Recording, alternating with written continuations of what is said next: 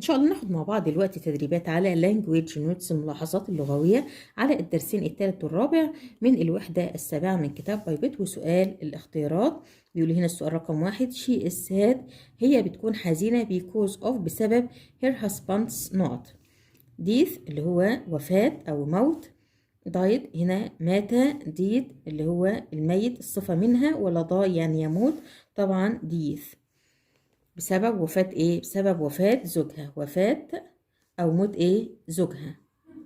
رقم 2 سؤال رقم 2 بيقول لي هنا her son يعني ابنها، son يعني ابن، is away and she feels يعني ابنها بيكون ايه؟ بعيد وهي بتشعر بايه؟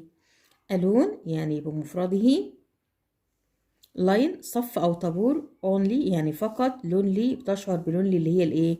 الوحدة، بتشعر بالوحدة.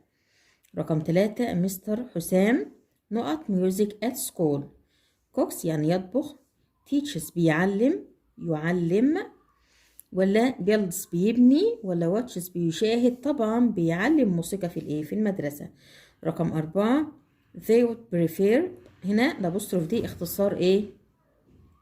would، يبقى مع would prefer يجي لي بعدها to plus infinitive.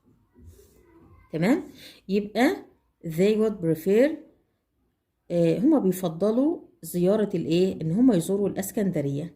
يبقى عندي هنا لو بريفير فقط، بريفير فقط بيجي لي بعدها المصدر بلس ing، لكن الابوستروف دي اللي هي اختصار would بتبقى would prefer لازم يجي لي بعدها to والمصدر يبقى to visit، بيفضلوا ان هما يزوروا الاسكندرية.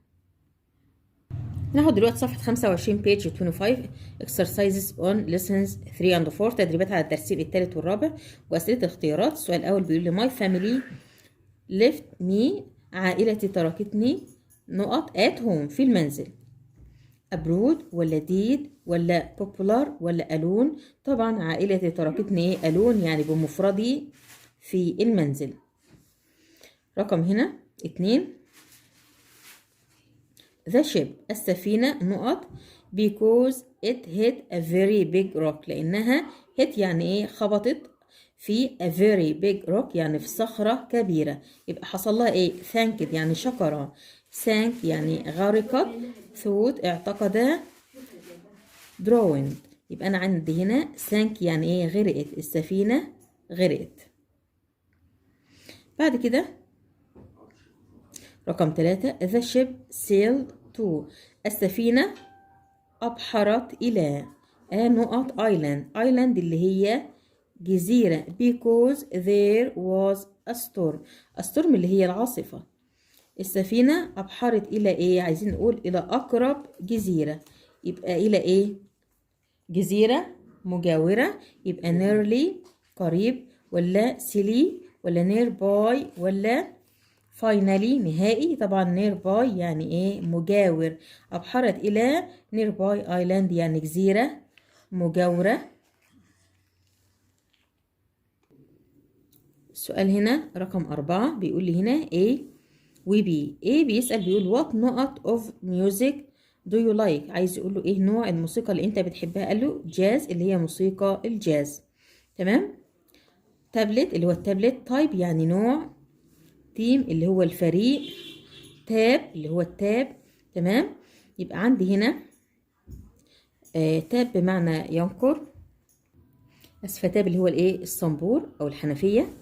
يبقى عندي هنا what type of music ايه نوع الموسيقى اللي بتحبها، قال موسيقى الجاز. رقم 5 روبنسون كروزو lived نقط an island يعني جزيرة، عايزين نقول بيعيش على on على جزيرة out خارج، ولا with be ولا about عن، يبقى on an island بيعيش على جزيرة. نكمل لي هنا برضو أسئلة الهوم وورك الواجب المنزلي وأسئلة اختيارات. السؤال رقم 1 بيقول لي نقط is someone بيكون شخص ما who works on a boat or ship بيشتغل على قارب أو شيب أو إيه؟ أو سفينة. مين اللي بيشتغل على قارب أو سفينة؟ طبعا سيلور اللي هو الإيه؟ البحار. طبعا جايب لي هنا اختيارات سيلر البائع، ميوزيشن موسيقار، دينتست طبيب أسنان. رقم 2 نقط are large brown nuts مكسرات لونها بني وكبيرة في الحجم، that grow on palm trees بتنمو على أشجار الإيه؟ بتنمو على أشجار النخيل. كوكوناتس المكسرات، ميلونز البطيخ، أبلز التفاح، كوكمبرز اللي هو الإيه؟ الخيار. يبقى هي كوكوناتس اللي هي جوز الهند هو اللي بينمو على أشجار الإيه؟ أشجار النخيل، جوز الهند. رقم 3 I didn't like this story أنا ما بحبش هذه القصة. I thought أنا اعتقد the writing was أنا اعتقدت إن الكاتب كان إيه؟ اعتقدت إن أو في رأيي I thought يعني اعتقدت أو في رأيي إن writing اللي هو الكاتب اللي كتب القصة دي clear واضح، brave شجاع، annoyed ولا terrible. طبعا اعتقدت إن هو إيه؟ terrible يعني سيء. رقم 4 do you think this glass bottle will not in the waste يعني هل تعتقد ان هذه الزجاجة من الزجاج this glass bottle الزجاجة will not in the water sink ولا swim ولا think ولا run. طبعا هنختار هنا ايه؟ هنختار هنا sink. تمام، يعني هنا الزجاجة اللي بتكون مصنوعة من الزجاج will sink يعني سوف تغرق in the water في المياه. يعني في اعتقادك ان الزجاجة اللي هي مصنوعة من الزجاج سوف تغرق في المياه. طبعا swim يسبح، think يعتقد ويفكر، run يجري. رقم 5 do you like working with other people do you like انت بتحب العمل مع other people اللي هم الاشخاص الاخرين or do you prefer to work او ان انت بتفضل ان انت تشتغل، بتحب تشتغل مع الناس ولا بتحب تشتغل ايه alone يعني بمفردك lonely وحيدا، only فقط not للنفي. رقم 6 بيقول لي هنا wild animals اللي هي الايه الحيوانات البحرية، الحيوانات الايه البرية wild animals. sleep in بتنام فين؟ tent خيمة، caves الكهوف، beds في الأسرة، streets في الشوارع. طبعا بتنام في الكهوف الحيوانات الايه البرية. رقم 7 A or an نقط is someone who plays music بيعزف موسيقى as a job كوظيفة، وظيفته ان هو يعزف الموسيقى. مين بقى؟ سيلور البحار، والاركيتكت اللي هو المهندس المعماري، ولا فارمر المزارع، ولا ميوزيشن الموسيقار. طبعا ميوزيشن الموسيقار وظيفته ان هو plays music بيعزف على الموسيقى. جايب لي بعد كده صفحة 26 page 26. السؤال رقم 8 بيقول لي هنا there are يوجد too many trees يعني أشجار أكتر من اللازم أو عديدة in the الأشجار بتكون موجودة فين؟ jungle الأدغال، sky في السماء، cave في الكهف، ولا sea في البحر. طبعا بتكون موجودة في jungle الأدغال يعني هي الغابات الكثيفة. رقم 9 نقط music is a type of popular music ده نوع من الموسيقى. popular اللي هي المحبوبة أو الشعبية، نوع من الموسيقى الشعبية. أوبرا ولا ويب ولا جاز ولا بوب.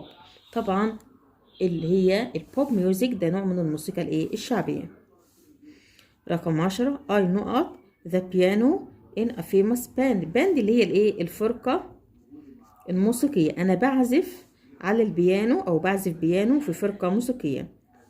do يفعل work يعمل، play هنا بمعنى يعزف، ولا write يكتب. طبعا play يعزف.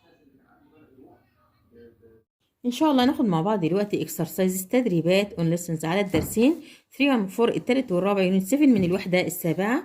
نبدأ مع بعض صفحة 28 page 28 وهنا الجزء الخاص ب choose الاختيارات. السؤال رقم 1 عندي A و B. A بيسأل و B بيرد عليه. بيقول له هنا can you run fast تقدر تجري بسرعة؟ قال له yes I A. طبعا يو بتتحول إلى I وكان في حالة الإجابة بيس بتبقى كان زي ما هي، يبقى yes I A yes I can. اللي بسأل بيه بهل بجاوب بيه زي ما هو في حالة yes، ولو في حالة no بقول can't. رقم 2 A و B. A بيسأل are you ready for your exams هو انتوا جاهزين او مستعدين exams اللي هي الامتحانات، مستعدين للامتحانات. قال له yes I A. يبقى هل انت مستعد للامتحان او للامتحانات؟ يو بتتحول الى I yes I، بس I بتاخد معاها ايه؟ are ولا is ولا am ولا was؟ yes I am. I بتاخد معاها am. yes I am. رقم 3 A و B. A بيسأل بيقول له هنا ايه؟ نقط did you spend your holiday؟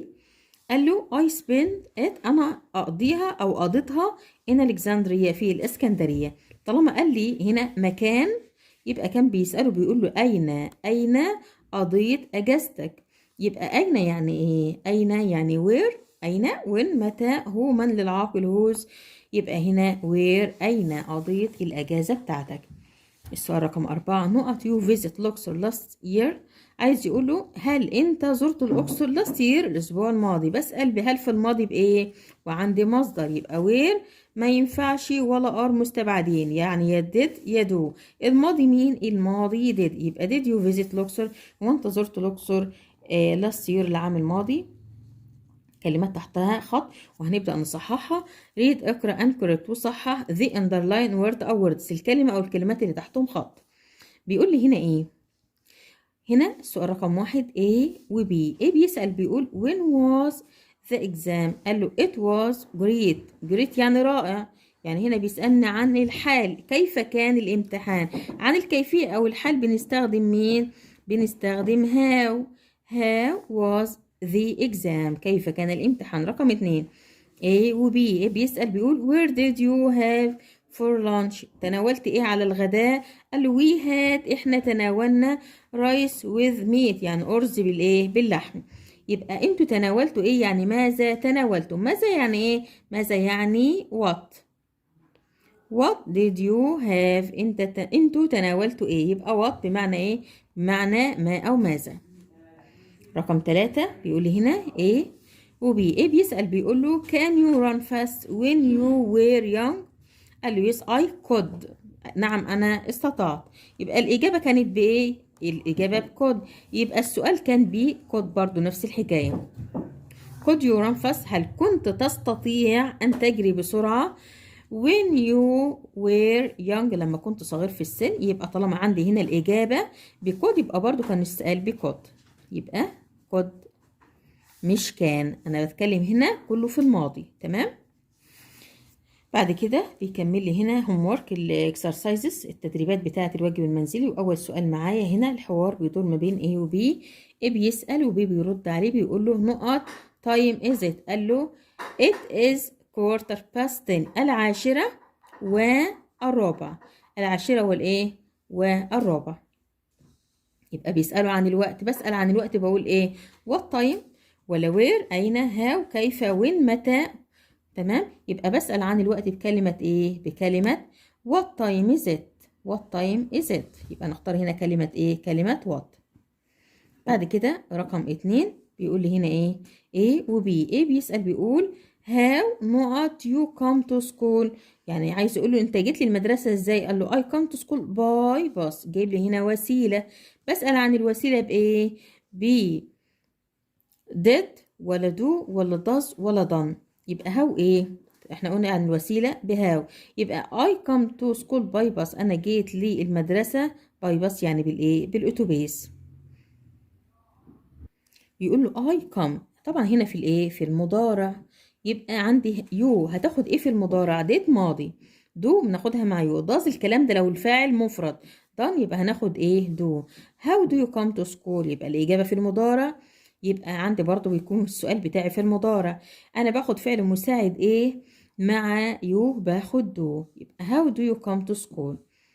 بعد كده السؤال رقم 3 ايه بيقول نقط you like classical music؟ الموسيقى الكلاسيكية. قال له no I don't. يعني بيقول له هو انت بتحب الموسيقى الكلاسيكية؟ يبقى اصلا السؤال كان بايه؟ بدو، لكن هو نفاها لان كانت الاجابة بنو. يبقى بيقول له هنا do you like، هو انت بتحب classical music الموسيقى الكلاسيكية. باخد من الإجابة السؤال بتاعتي واعرف السؤال بتاعي كان بادئ بإيه. بعد كده بيقول لي هنا السؤال رقم 4 A و B. A بيقول له when نقط go to the sports center؟ sports center اللي هو الايه؟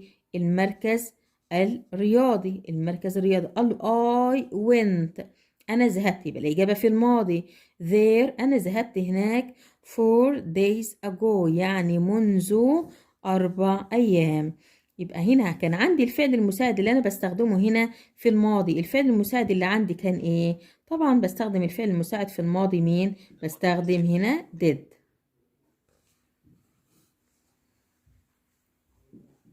جايب لي هنا الصفحة اللي قصتها صفحة 29 page 29 السؤال رقم 5 والحوار ما بين A و B. هنا بيقول له إيه؟ نقط you like jazz. jazz اللي هي موسيقى الجاز. قال له no I don't like jazz. لا أنا مش بحب موسيقى الجاز. but I like pop. أنا بحب موسيقى البوب. يبقى هنا بيقول له إيه؟ no I don't. يبقى هنا السؤال كان بي do. يبقى do you like. يبقى هنا are ما ينفعش لأن أصلا عندي مصدر. وما ينفعش لان اصلا بتكلم في المضارع. did في الماضي يبقى do. يبقى do you like. يبقى انا عرفتها منين؟ من الاجابه بتاعت السؤال رقم 6. بيقول لي هنا A و B. A بيسأل بيقول have you got. هو انت عندك a new jacket. جاكيت جديد. قال له no I a. طبعا الاجابه بهاف ومع no هتبقى ايه؟ هتبقى haven't. يبقى don't و doesn't و am not و haven't.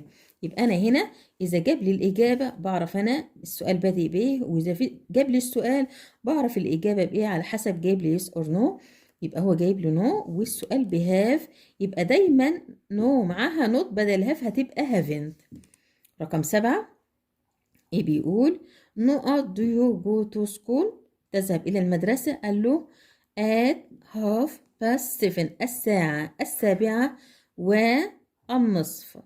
الساعة 7:30. تمام. يبقى بيسألوا عن الايه؟ عن الوقت. when متى.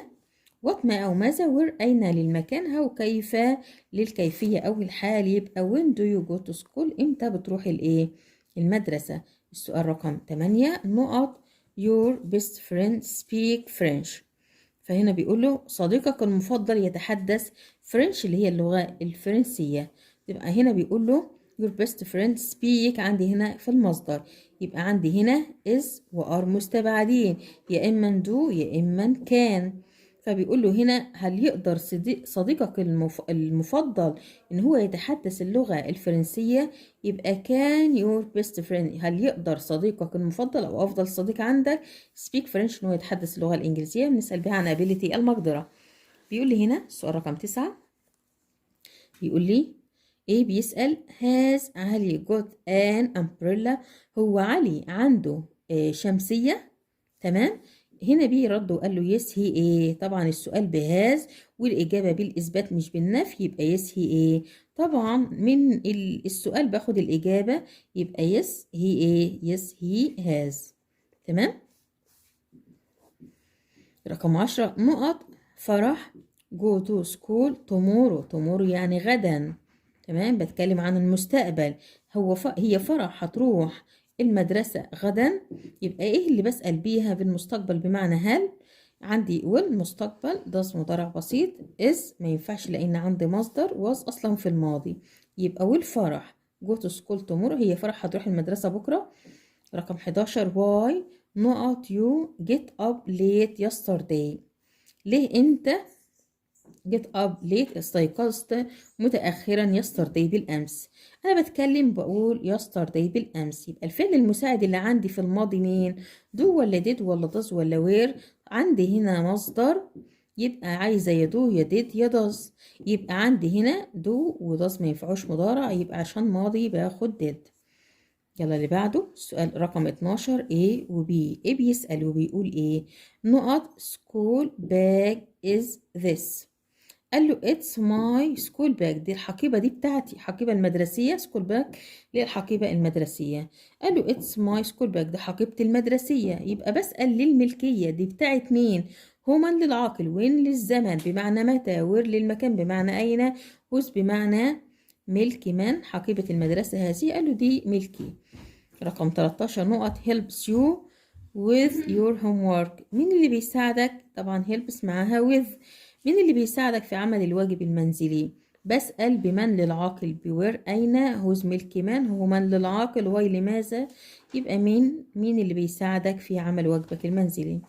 السؤال اللي بعد كده بيقول لي read اقرأ and correct وصحح the underline word أو words الكلمة أو الكلمات اللي تحتهم خط. السؤال رقم 1 do you taller than your brothers and sisters. هو انت اطول من اخواتك الولاد او اخواتك البنات؟ عندي هنا يو بتاخد معاها ايه؟ الكلام ده انا اصلا ما عنديش اي مصدر في الجملة بتاعتي. ده بيقول هنا do you taller than. هو انت اطول من اخواتك الولاد او اخواتك البنات؟ يبقى استخدم verb to be.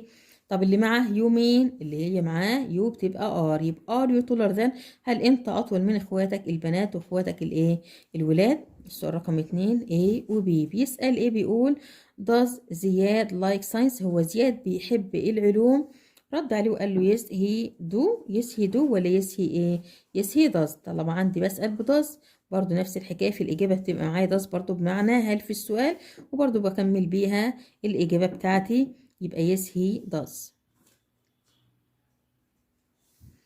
رقم 3 ايه بيسأل what often do you go to school. يعني what often عايز يقول له أصلا كم مرة، قال له every day يعني كل ايه؟ كل يوم. كم مرة بتروح فيها للمدرسة؟ كم مرة يعني ايه؟ how often. رقم 4 ايه بيسأل بيقول what type of music. طيب يعني نوع ايه؟ نوع الموسيقى does he play اللي هو بيحبها. what type of music does he play؟ قال له he played jazz. هو بيحب او بيعزف على موسيقى الجاز. يعني بيقول له هنا what type of music does he play؟ ايه نوع الموسيقى اللي هو بيعزفها؟ قال له he played jazz. هو عزف على آلة الايه، او هو عزف الجاز اللي هي الموسيقى الجاز. انا بتكلم هنا الاجابه بتاعتي جات لي في الماضي، يبقى الفعل المساعد كمان معايا كان في الماضي. يبقى what type of music دي كلمه الاستفهام بتاعتي او الوسيله بتاعت الاستفهام بتاعتي، وبعد كده did والفاعل والمصدر وجايب لي does. لكن الاجابه في الماضي هاخد الفعل المساعد بتاعي في الماضي هيبقى ايه؟ هيبقى did في الماضي. يبقى did he play ايه نوع الموسيقى اللي هو عزفها؟ اللي هو عزف ايه؟ الجاز اللي هي موسيقى الجاز. ان شاء الله هناخد مع بعض دلوقتي جنرال اكسرسايزز تدريبات عامه ولسنز على الدرسين 3 and 4 الثالث والرابع يونت 7 من الوحده السابعه من كتاب بايبت. ونحل مع بعض صفحه 30 بيج 30. بيقول هنا كومبليت اكمل ذا فولوينج دايلوج الحوار التالي. اول سطر معايا بيوضح لي الحوار بيدور ما بين مين ومين وايه موضوع الحوار. هنا and مريم. هنا ومريم are talking about يعني يتحدث ايه؟ يتحدث عن، بيتحدثوا عن ميوزك، بيتحدثوا عن الايه؟ الموسيقى.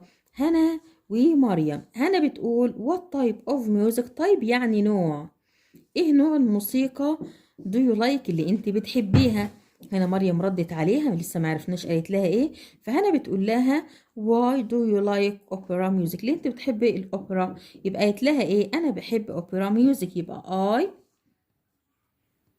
like يعني انا احب اوبرا ميوزك. بحب اوبرا ايه؟ ميوزك. تمام. فبتقول لها انت ليه بتحبيها؟ مريم ردت عليها وبتقول لها مثلا ايه؟ طبعا ممكن تقول لها لان بتخليني ايه؟ مسترخيه او هاديه. يبقى هنقول طالما السؤال بواي هنكتب هنا ايه؟ because لان it makes me لانها تجعلني feel يعني اشعر ايه؟ relaxed بالاسترخاء والهدوء. relaxed. هنا بتقول لها what about jazz music. طب ايه رأيك او ماذا عن موسيقى الجاز؟ do you like it. هو انت بتحبيها؟ تمام. فهنا ردت عليها مريم وهنا سألتها سؤال قالت لها yes I can play the piano. ايوه انا بقدر اعزف على البيانو. يبقى هي بتقول لها لا انا مش بحبها. يبقى no I don't like it. no I don't like قالت لا انا ايه؟ انا مش بحب ايه؟ الموسيقى الجاز، انا مش بحبها. فهنا بتقول لها حاجه فقالت لها yes I can play the piano. فيبقى هنا السؤال هل انت تستطيع العزف على البيانو؟ يبقى هنا السؤال كان بايه؟ كان بكلمه كان بمعنى هل تستطيع، ويو في الاجابه كانت في السؤال، اي في الاجابه كانت في السؤال يو.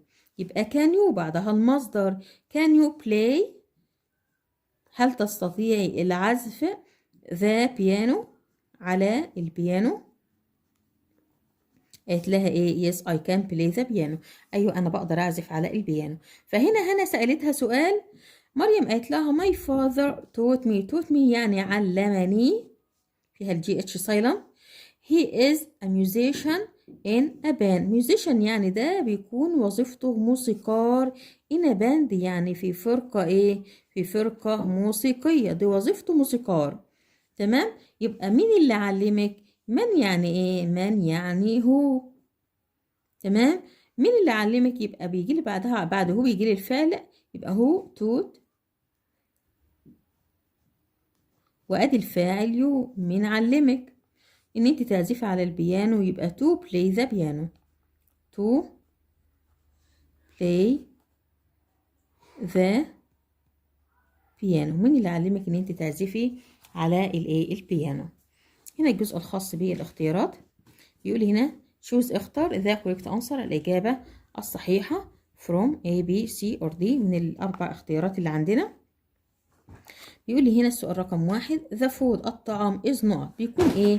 I don't like it، أنا مش حبه، أنا ما بحبهوش. يبقى طالما مش بحبه يبقى delicious لذيذ، good جيد، fantastic رائع، ولا terrible سيء؟ طبعا terrible يعني سيء أو فظيع، عشان كده أنا ما حبيتهوش. رقم 2 نقط music، موسيقى ايه؟ is my favorite، بتكون my favorite يعني هي الايه؟